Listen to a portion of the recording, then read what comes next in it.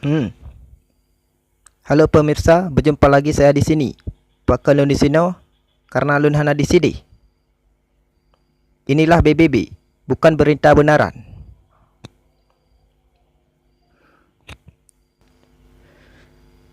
Bak Urunyo akan membahas tentang mengenai manok agam.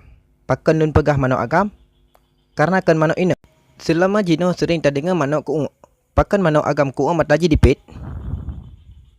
Dan jawaban yang simple, manok agam sudah bisa menghafal tagnya. Sebetulnya kanya jawabannya betul. Pakan manok agam wate dikuuk matanya ipit. Karena hana diblut. Sekian, terima kasih. Saya ucapkan Assalamualaikum.